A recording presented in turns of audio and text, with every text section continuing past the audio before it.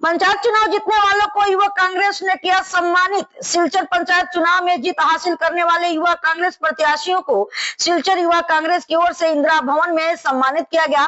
जिला युवा कांग्रेस अध्यक्ष रंजित देवनाथ सहित कई नेता मौजूद रहे। नवनिर्वाचित प्रतिनिधियों को गमछा और मोमेंटो देकर सम्मानित किया गया तथा संगठन में जिम्मेदारियां सौंपी गई। साथ ही गौरव गोगोई को असम प्रदेश कांग्रेस अध्यक्ष बनने पर आतिशबाजी व मिठाई बांटकर खुशी जताई गई।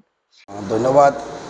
आज के जे प्रोग्रामটা যুব কংগ্রেসের ছিল, আমি সবাইকে ধন্যবাদ জানাই এবং আমি বলতেছি আগামী আমার যে ইলেকশনে আমাদের ডিস্ট্রিক্টের সব উইংস যুব কংগ্রেস, এনএসওয়াই, সেবা দল সবাই যে আমাকে সাহায্য করেছে সবাইকে আমি ধন্যবাদ জানাই। যে আজকে আমি যে জিতেছি, আজকে আমাকে সবাই যতটুকু সাহায্য সহযোগিতা করেছেন আমি সবাইকে অশেষ ধন্যবাদ জানাই এবং আজকের এই যে প্রোগ্রামের জন্য আমি সবাইকে অশেষ অশেষ ধন্যবাদ জানাই। আমার বক্তব্য এখানে শেষ করলাম। ধন্যবাদ। আজকে কাছাড় জেলা যুব কংগ্রেস দ্বারা আয়োজিত এই সংবর্ধনা অনুষ্ঠানে বিশেষ করে যারা যুব কংগ্রেসীরা ছিলেন বিগত সদ্য সমাপ্ত পঞ্চায়েত নির্বাচনে যারা আঞ্চলিক পঞ্চায়েত পদে নির্বাচিত হয়েছেন, জেলা পরিষদ পদে নির্বাচিত হয়েছেন, সবাইকে আমি দেখুন আজকের যে সভা ছিল সভা সংবর্ধনা সভা ছিল যুব কংগ্রেসের।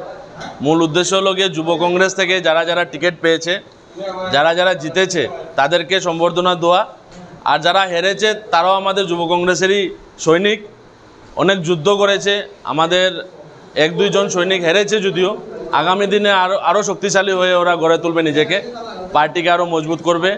আমাদের আজকের এই সভার পর আমরা নতুন নতুন অ্যাপয়েন্টমেন্ট দিয়েছি যুব কংগ্রেসে। নতুন ছেলে মেয়েরা উৎসাহ হয়েছে পঞ্চায়েত ইলেকশন দেখে, আমাদের রেজাল্ট দেখে বা আমাদের কাজের উপরে আস্থা রেখে নতুনভাবে আমাদের সঙ্গে জড়িত হয়েছে অনেক যুবক ছেলে মেয়েরা, আপনারা দেখেছেন।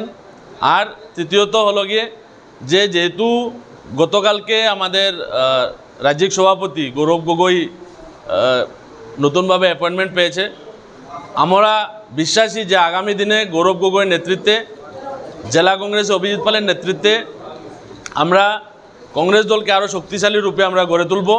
আর 26 যেহেতু আমাদের পাশে রয়েছে, 26-এ আমরা সেইভাবে শক্তিশালী করে সাংগঠনিক কাজ সেভাবে করব আমরা, যাতে 26-এ আমাদের বিশ্বাস আসামে গৌরব গগৈর নেতৃত্বে আমরা আবার ধর্ম বর্ণ জাতি ধর্ম বর্ণ নির্বিশেষে আমরা আসামে একটা সুন্দর একটা সরকার গঠন করব, যে সরকার মানুষের হয়ে মানুষের কাজ করবে, মানুষের সাহায্য করবে, চাকরির দিকে এই সরকার কাজ করে যাবে। এই বলে আমি আমার বক্তব্য শেষ করলাম। ধন্যবাদ।